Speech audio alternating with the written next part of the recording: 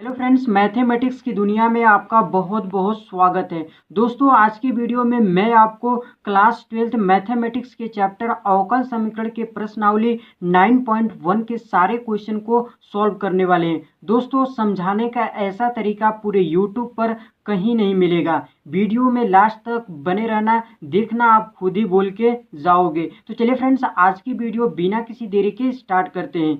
दोस्तों, इस बार के बोर्ड एग्जाम में हम लोग टारगेट लेकर चल रहे हैं 100 आउट ऑफ 100। बिल्कुल भूलना नहीं है, जब तक तोड़ेंगे नहीं तब तक छोड़ेंगे नहीं। दोस्त देखिए, पूरी की पूरी प्रश्नावली जो है वो कोटि और घात के कॉन्सेप्ट पर आधारित है। ठीक है, यदि आपको कोटि और घात निकालना आ गया तो ये पूरी प्रश्नावली समझो खल्लास हो गया। ठीक है, पूरी की पूरी प्रश्नावली के सारे क्वेश्चन आप उड़ा दोगे, बस कोटि और घात का कॉन्सेप्ट आप सीख गए तो। ठीक है, तो इस कोटि और घात के लिए एक सिंपल सा ट्रिक है दोस्तों, यदि आप उसको समझ गए तो ये पूरी प्रश्नावली आपके मुट्ठी में हो जाएगा। तो चलिए हम लोग उस ट्रिक को देख लेते हैं। सिंपल सा ट्रिक है दोस्त, जहां से कोटि वहीं से घात। इसका कहने का सिंपल सा मतलब है कि जहां से कोटि बताएंगे वहीं की घात लेंगे, दैट्स इट। इस लाइन को याद रख लीजिएगा, अभी जब क्वेश्चन पर अप्लाई करेंगे हम लोग तो और मजा आने वाला है। ठीक है, तो इसको आप एक स्लोगन के रूप में याद रख सकते हैं कि जहां से कोटि वहीं की घात, जहां से कोटि वहीं की घात। इसको इस तरह याद रख लीजिएगा। ठीक है, कुल मिला के कहने का मेरा मतलब है कि आपको कोटि के लिए थोड़ा सा मेहनत करना है और घात अपने आप निकल कर आएगा। ठीक है, तो सर हमें कोटि कैसे निकालना है इसको तो बता दीजिए। तो कोटि के लिए आपको देखना है दोस्त समीकरण में कि अधिकतम कितनी बार तक अवकलन किया गया है। ठीक है, सिंपल आपको समीकरण में देखना है, एक अवकल समीकरण दिया रहेगा, उसमें डेरिवेटिव प्रेजेंट होगा। ठीक है, अर्थात अवकलज। तो अधिकतम कितनी बार तक अवकलन किया गया है समीकरण में, वही आपका ऑर्डर हो जाएगा उस अवकल समीकरण के लिए। ठीक है, और जहां से कोटि वहीं से घात, इस बात को ध्यान देना है। ठीक है,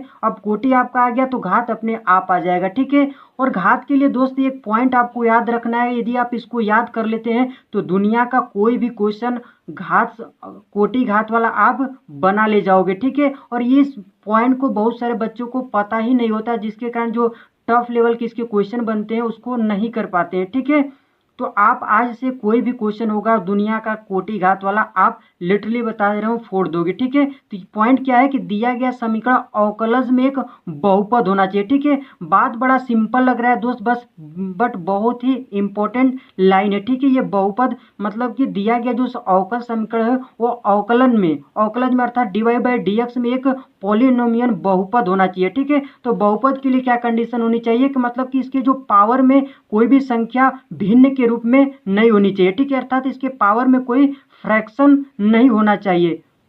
यदि फ्रैक्शन रहेगा तो वो बहुपद नहीं होगा। ठीक है, इस कंडीशन में यदि भिन्न है दोस्तों तो उसका आप घात डिफाइन नहीं कर सकते। ठीक है, तो आपको क्या करना पड़ेगा कि भिन्न से हटाना पड़ेगा, और माइनस भी घात में नहीं होना चाहिए। यदि भिन्न है या फिर माइनस में पावर है तो वो बहुपद नहीं होगा। ठीक है, या फिर ये dy बाई dx किसी फलन के अंदर नहीं होना चाहिए। कहने का मतलब क्या है सर कि ये साइन, जैसे एक साइन हमारा फंक्शन है, इसके अंदर यदि dy बाई dx है तो ये आपका अवकलज में बहुपद नहीं होगा समीकरण। ठीक है, तो आपको क्या करेंगे, इसमें से हटाएंगे यदि हटाने लायक रहेगा तो। ठीक है, यदि हटा देंगे तो उसका घात परिभाषित हो जाएगा, यदि नहीं हटा पाएंगे तो आप बोलेंगे कि उसका घात परिभाषित नहीं है। ठीक है, और जो कोटि होता है किसी अवकल समीकरण का, ये हमेशा परिभाषित होता है, हमेशा कुछ न कुछ आता है। ठीक है, लेकिन ये जब बहुपद होगा अवकल समीकरण dy बाई dx में तभी घात आएगी। ठीक है, और इसके लिए आप एक पॉइंट याद रखिएगा दोस्त, जो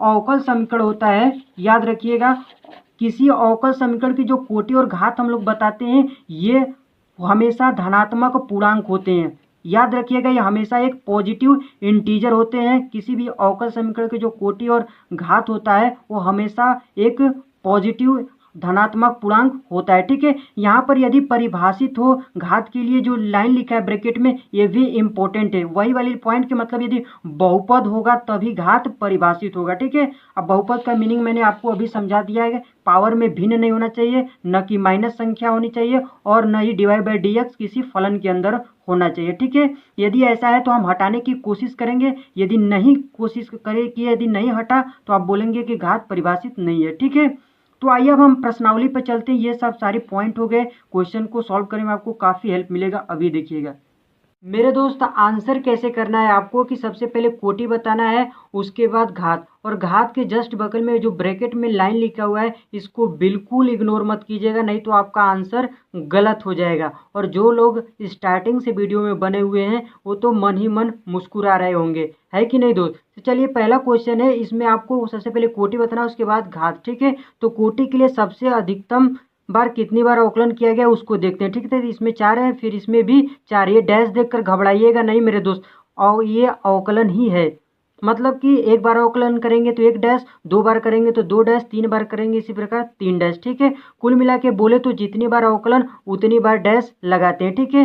तो ये अलग सिस्टम है अवकलन को दिखाने का, ठीक है। तो इसमें भी 4 डैश लगाया, मतलब 4 बार अवकलन किया गया। कुल मिला के इसमें 4 बार तक अधिकतम अवकलन किया गया है, तो इसका कोटि कितना हो जाएगा, 4 हो जाएगा, ठीक है। और एक लाइन मैंने आपको याद करवाया था कि जहाँ से कोटि वहीं से घात, ठीक है। तो यहाँ से कोटि निकाले वहीं से घात बताना पड़े, तो इसमें कितना घात है दोस्त, कुछ नहीं है तो 1 है, ठीक है। तो यहाँ पर 1 लिख देंगे। बट दोस्त आप मिस्टेक कर रहे हैं, क्योंकि आपको घात के लिए एक पॉइंट याद रखना है कि घात तभी आप बताएंगे जब दोस्त आपका अवकल समीकरण एक बहुपद होगा, ठीक है। इसलिए परिभाषित लाइन यहाँ पर बड़ा इंपॉर्टेंट है। तो परिभाषित घात तभी होता है जब ये अवकलज में एक बहुपद होता है, ठीक है। तो ये आपका देख रहे हैं अवकलज जो है वो साइन के अंदर घुसा हुआ है, ठीक है। तो इसका घात परिभाषित नहीं होगा, ठीक, लिखेंगे अपरिभाषित है, ठीक है। दूसरा क्वेश्चन में देखेंगे, इसमें अधिकतम कितनी बार तक अवकलन किया गया है, 1 बार तक, क्योंकि डैश का मतलब भी होता है अवकलन, ठीक है। तो इसका हो जाएगा कोटि कितना हो जाएगा, दूसरा का 1 हो जाएगा, ठीक है। और घात क्या हो जाएगा, जहाँ से कोटि वहीं से घात, तो इसका घात कितना है, कुछ नहीं तो 1 है, तो यहाँ पर घात भी 1 हो जाएगा, ठीक है। अब तीसरा क्वेश्चन देखते हैं। तीसरा क्वेश्चन में अधिकतम कितनी बार तक अवकलन किया गया है, 2 बार तक, ठीक है। तो 2 इसका क्या हो जाएगा, कोटि हो जाएगा। और घात के लिए देखना है क्या, जहाँ से कोटि लिए हैं वहीं का घात ले लेंगे, तो इसके घात में कुछ नहीं है तो 1 है, ठीक है। तो यहाँ पर इसका आंसर हो जाएगा घात में 1। अब आइए चौथे क्वेश्चन पर आते हैं। इसमें अधिकतम कितनी बार तक अवकलन किया गया है, 2 बार तक, ठीक है। तो इसका भी कोटि कितना हो जाएगा, आपके पास 2 हो जाएगा। और जहाँ से कोटि लेंगे वहीं की घात, तो इसकी घात कितना है, 2। बट 2 ये यहाँ पर गलत है दोस्त, क्योंकि हमारे पास dy/dx जो अवकलज है वो कॉस के अंदर घुसा हुआ है, ठीक है। ये अर्थात पॉलिनोमियल बहुपद नहीं है, बहुपद न होने पर घात इसका परिभाषित नहीं होगा, तो लिखेंगे कि घात नॉट डिफाइन है, परिभाषित नहीं है, ठीक है। तो 2 इसका आंसर नहीं होगा, लिखेंगे अपरिभाषित है।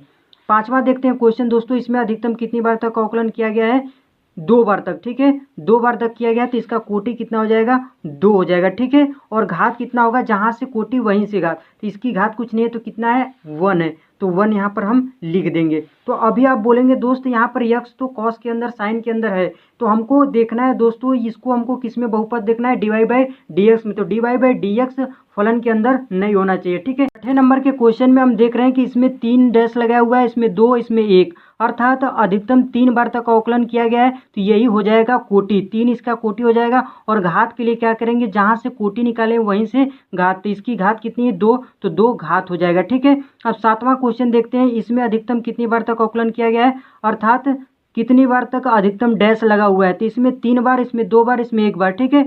तो इसका 3 हो जाएगा कोटि, और कोटि उसके बाद घात के लिए क्या करना है, सिंपल, जहाँ से कोटि लिए वहीं का घात, तो इसके कुछ नहीं घात है तो कितना है, 1 है, ठीक है।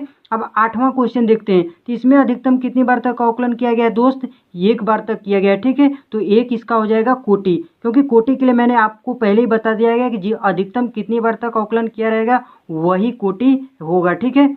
और घात कितना होगा, जहाँ से कोटि वहीं से घात, इसका घात कुछ नहीं है तो कितना है, 1 है, ठीक है। तो 1 इसका हो जाएगा कोटि घात। अब 9 नंबर का क्वेश्चन देखते हैं, इसमें अधिकतम कितनी बार तक अवकलन किया गया है, तो 2 बार तक किया गया है, क्योंकि डैश का मतलब भी होता है अवकलन, तो 2 बार तक अधिकतम डैश लगाया गया है, तो 2 बार तक अवकलन किया गया है, तो 2 इसका हो जाएगा कोटि, और जहाँ से कोटि वहीं से घात, तो इसकी घात कुछ नहीं है तो कितना है दोस्त, 1 है, तो 1 यहाँ पर हम लिख देंगे, तो 2 1 हो जाएगा। 10वां क्वेश्चन देखते हैं दोस्तों, इसमें अधिकतम कितनी बार तक अवकलन किया गया है, 2 बार तक किया गया, क्योंकि इसमें 2, इसमें 1, ठीक है। तो 2 बार 2 इसका कोटि हो जाएगा। और घात के लिए क्या करेंगे, हम इसी का पावर देखेंगे, जहाँ से कोटि निकालें, तो इसका घात कुछ नहीं है तो कितना है, 1 है, ठीक है।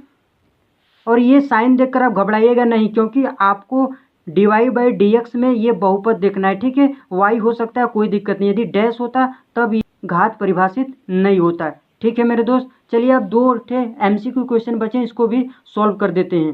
तो पहला अवकल समीकरण दिया गया, इसका आपको क्या बताना है, घात बताना है। ठीक है, तो इसका घात पहले ही परिभाषित नहीं होगा क्योंकि दोस्त ये dy/dx जो है वो साइन के अंदर घुसा हुआ है। ठीक है, अर्थात ये बहुपद नहीं है अवकलज में, तो इसका घात परिभाषित नहीं होगा। तो option number D for Darbhanga correct हो जाएगा। ठीक है, 12वां क्वेश्चन देखते हैं। इसमें भी एक अवकल समीकरण दिया गया, इसकी कोटि आपको बताना है। ठीक है, तो कोटि के लिए सिंपल अधिकतम कितनी बार तक अवकलन किया गया, तो 2 बार तक किया गया, तो 2 ही इसका क्या हो जाएगा, कोटि हो जाएगा। ठीक है, तो option number A for Amarendra Baahubali correct हो जाएगा। तो क्वेश्चन इसी तरह सभी सॉल्व हो गए दोस्त। ये प्रश्नावली पूरी समाप्त होती है। उम्मीद करते हैं सारे क्वेश्चन आपको समझ में आ गए होंगे। Thanks for watching the video.